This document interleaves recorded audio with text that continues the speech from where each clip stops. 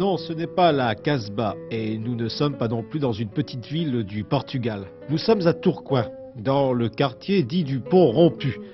Environ 3000 immigrés vivent ici. Ils sont 17 000 à vivre en permanence à Tourcoing.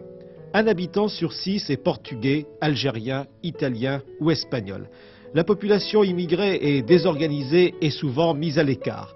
Le premier objectif de ces assises sera de fixer les priorités.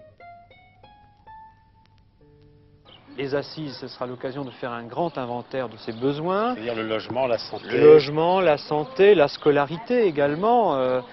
Beaucoup d'enfants d'immigrés sont des inadaptés scolaires qui finissent par aboutir au CET où malheureusement ils ne réussissent pas non plus d'études et on les renvoie dans une vie active et ça débouche sur un chômage comme celui qu'on peut voir dans ce quartier du Pont Rompu.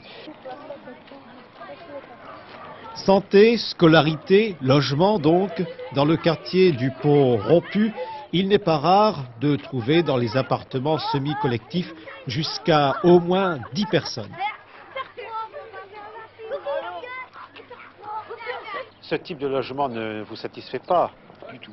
Dans la mesure où, si on prend des exemples où il y a des familles qui sont ce qu'on appelle en surpeuplement, qui se retrouvent avec 8-10 gosses et qui ont uniquement 2 chambres et une petite, ça paraît quand même un peu bizarre que c'est trop exigu d'une part et c'est inconfortable pour que les gosses puissent s'extérioriser ni rien.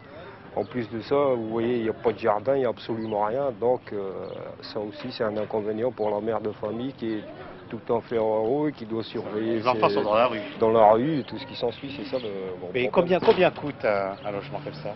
23 900 et quelques.